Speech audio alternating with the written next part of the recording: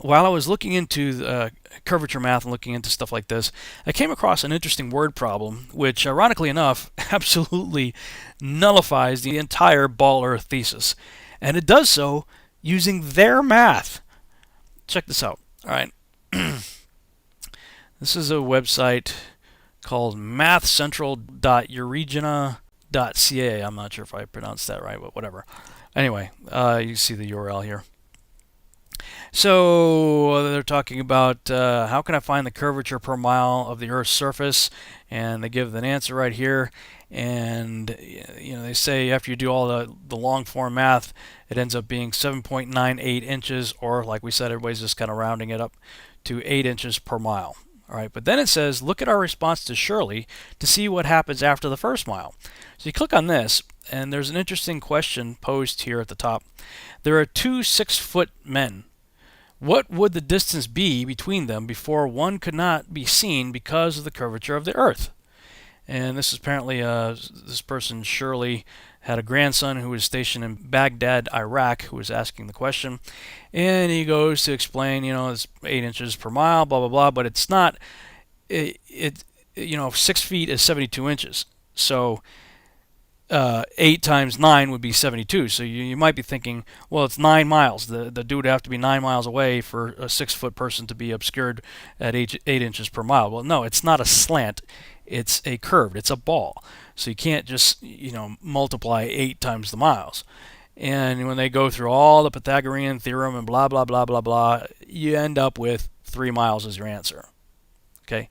So at 3 miles now, and we'll go back to our chart here, assuming your eye level is at the ground, 3 miles, 6 foot is obscured. Now this is what's interesting.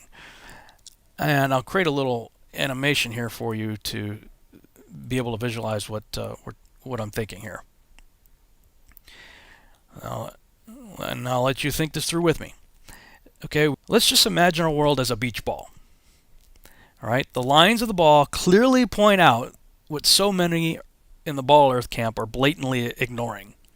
A ball, by its very nature, demands that its surface immediately begins to curve downward and away from any point on it. So if we imagine Poser James here, I'm using a software called Poser, let's call him PJ for short. If we imagine him standing on the beach ball, the problem becomes immediately apparent. Okay, he's standing on a ball. Immediately the ball is curving downward and away from his feet in all directions. That's what a ball does. And it doesn't matter how big the person is, nor does it matter how big the ball is. But let's go ahead and shrink PJ and enlarge the ball for the sake of example here. Now, notice the lines are still curving downward and away in all directions, even though he's getting smaller and the ball is getting bigger. This never changes with scale. Okay, now let's zoom into tiny PJ on the massive ball here and consider the curvature word problem that was brought up by this individual serving in Iraq.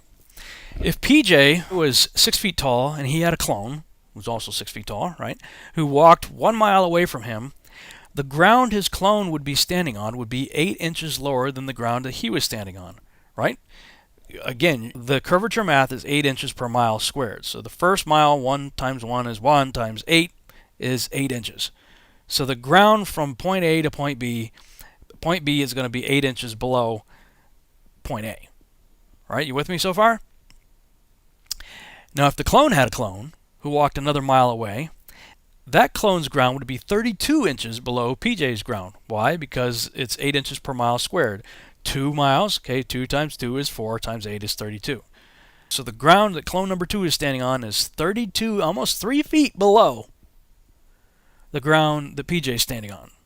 And if we had yet another clone who was to walk 1 more mile, his ground would be 72 inches or 6 feet below PJ's.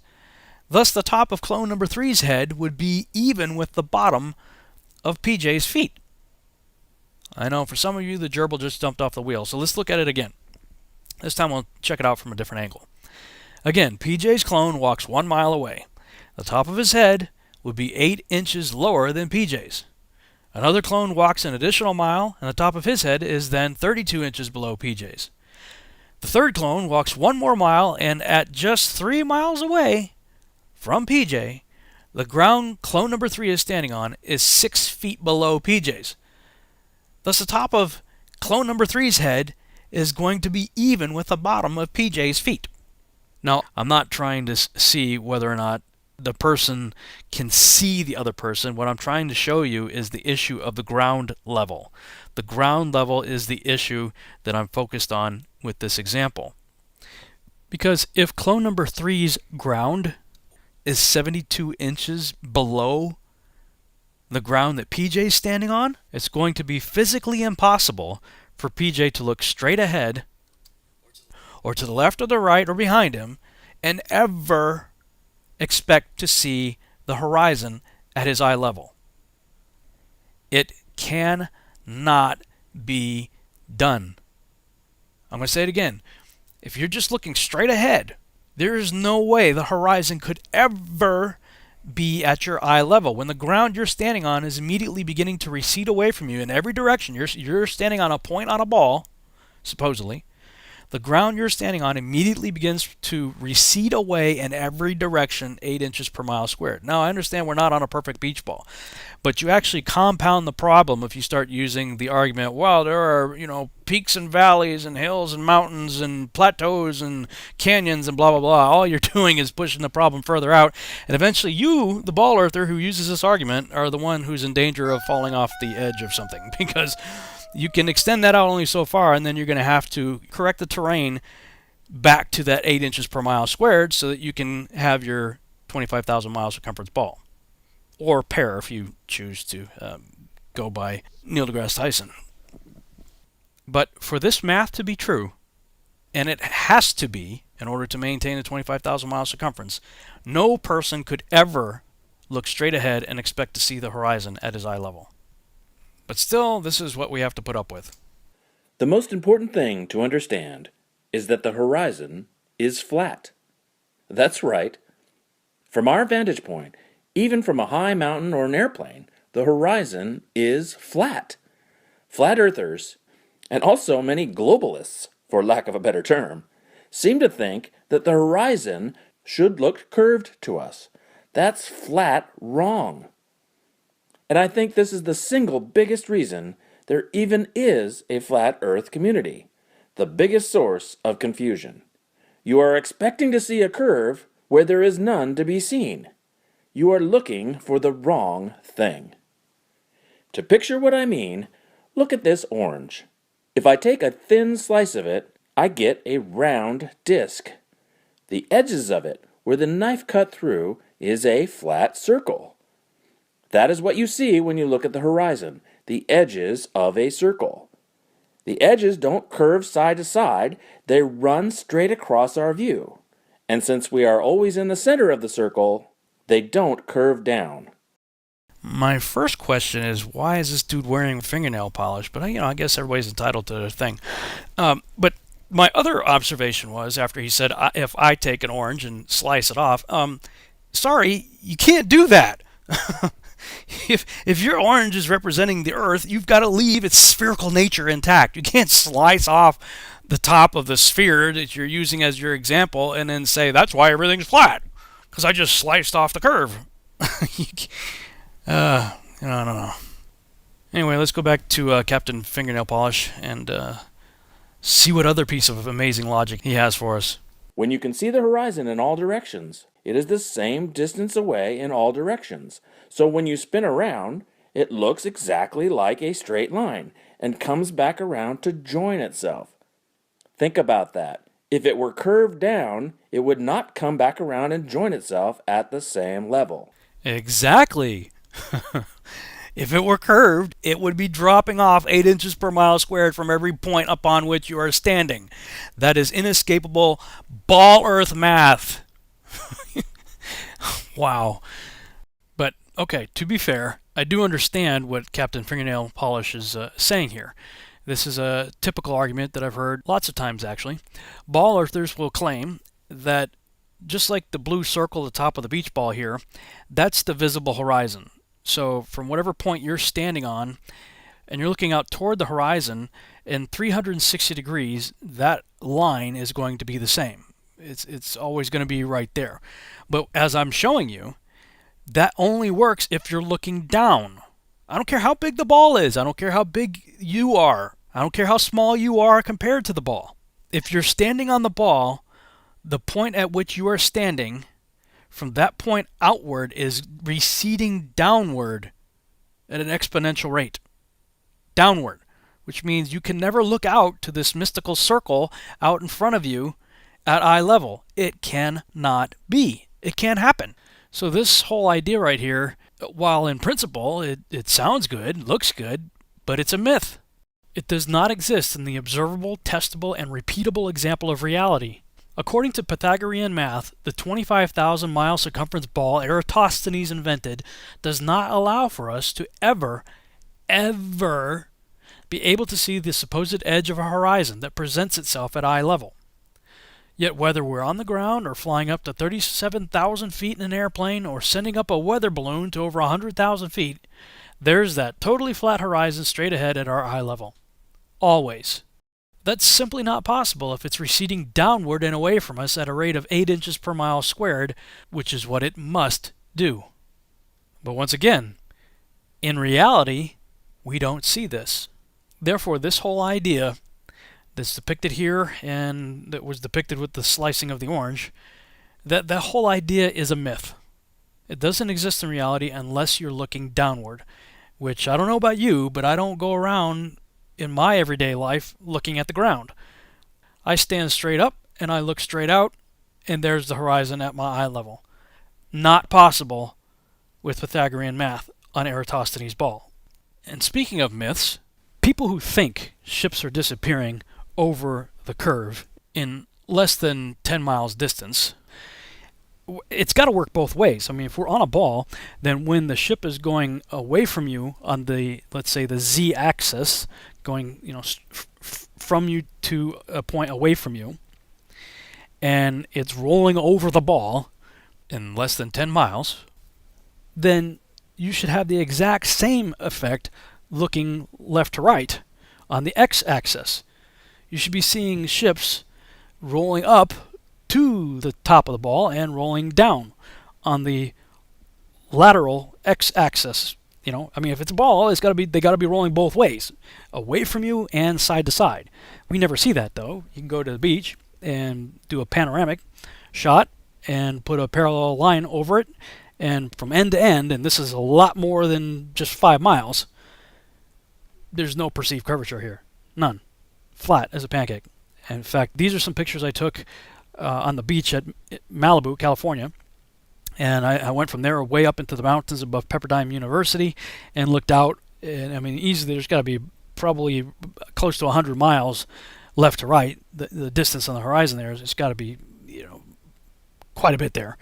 Put a parallel line over it, flat.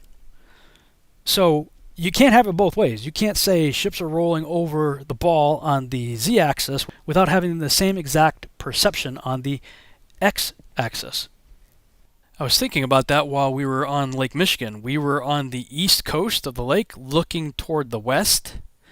And so if you're standing on the east coast looking toward the west and you claim that ships are disappearing in 3, 4, 5, 10 miles, whatever distance, then people who are standing on the southern coastline would make the same claim. If they're on the south looking toward the north, they would say the same thing. Well, I see ships disappearing in 3, 4, 5, 6, 7, 8, 9, 10 miles away. So if the person standing on the south coast looking north is claiming that ships are disappearing, and the person standing on the east coast looking west is saying the same thing, then both people have to observe the alleged curvature that the other person is claiming their ships are going over. Therefore, like I said, this whole idea of the eye-level horizon being equal, as depicted here, or as depicted when you slice off a piece of an orange, is a myth. All right, let's continue. There's a handy website that will calculate the distance to the horizon for any viewing height, and it also tells you how much of an object will be hidden behind the horizon if it's past the horizon. The site is metabunk.org/curve.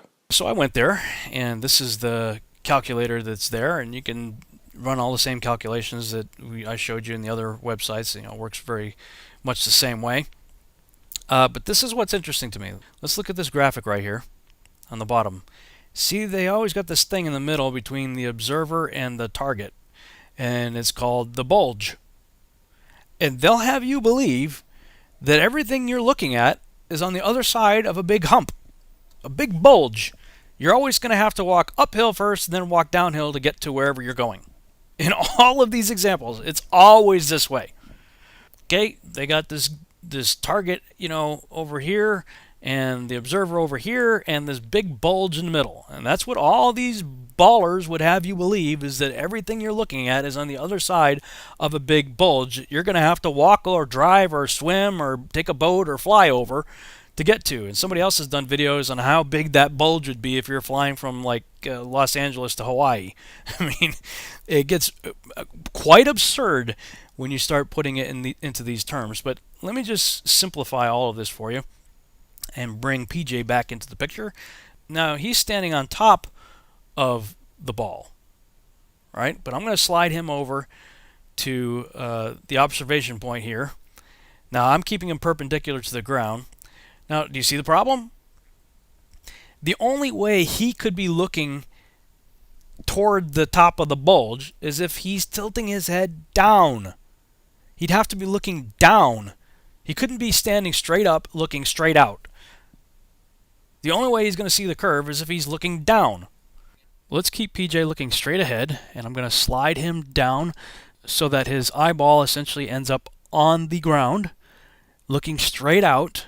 And you're going to see the problem here. Look, at ground level, if his eyeball is on the ground and he's looking straight out, the ground is beginning to immediately curve downward. There's no bulge. There's no bulge. Balls, it don't work that way. If you're standing perpendicular on top of it, and then you point on the ball.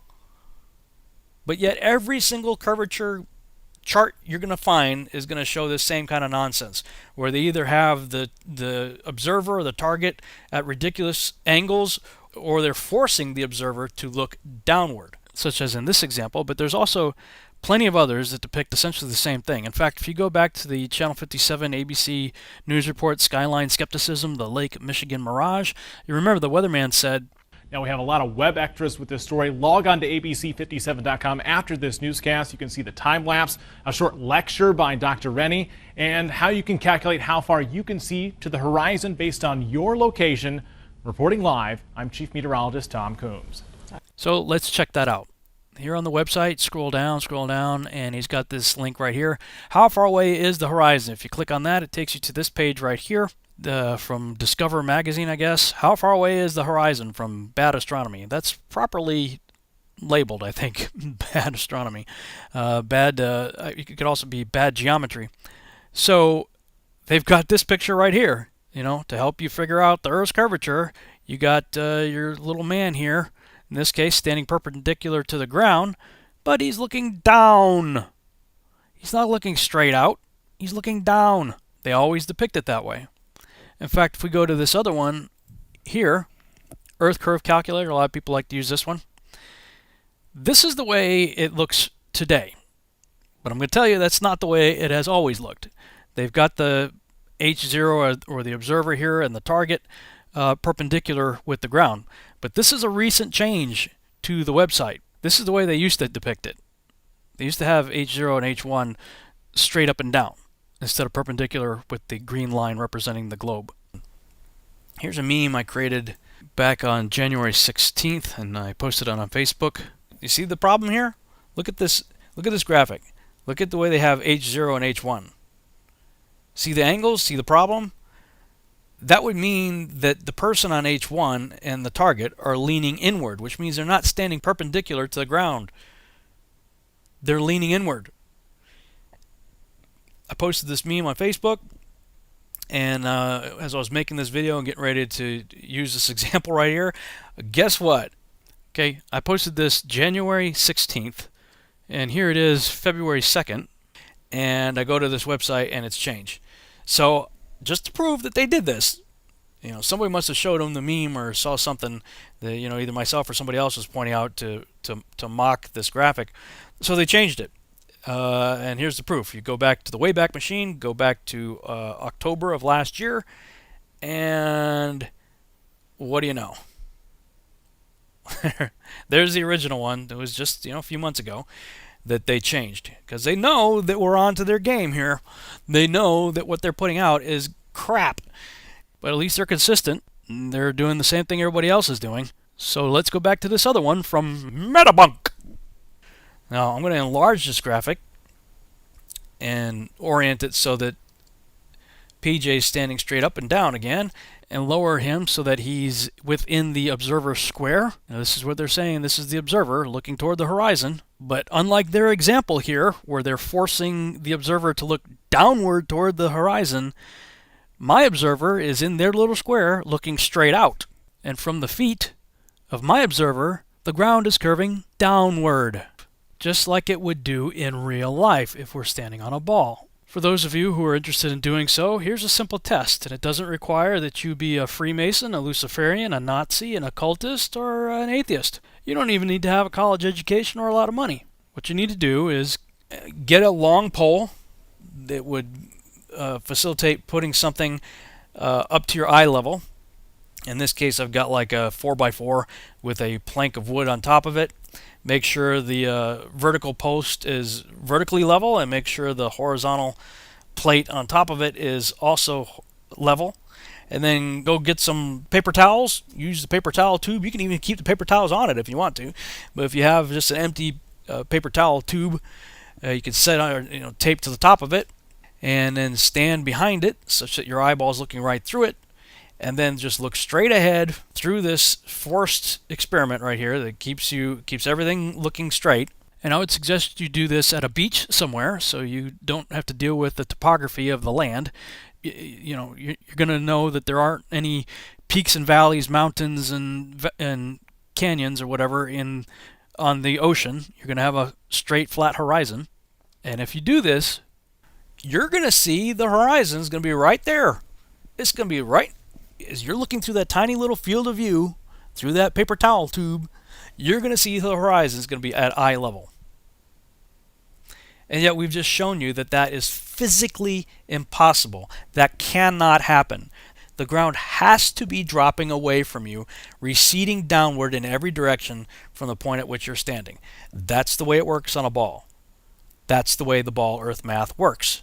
According to Pythagoras and according to the spherical model invented by Eratosthenes, who calculated our circumference to within about 5% of its currently accepted circumference of 25,000 miles by looking at the sun in a well and the shadow of a phallic symbol. So as you can see, this produces an extremely interesting problem for the ballers. And frankly, it means that Pythagoras and Eratosthenes just handed a trump card to the flat earthers.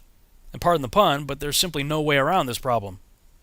Indeed, if the squares of a chessboard are 1 mile across, all it takes is 3 moves for any flat earther to quickly put a ball earther into checkmate. Thanks so much for watching. I hope you enjoyed this video presentation. If you did, please subscribe to my YouTube channel, like the video, and share it on your favorite social media sites. There's a lot more to come, so stay tuned and we'll see you back next time.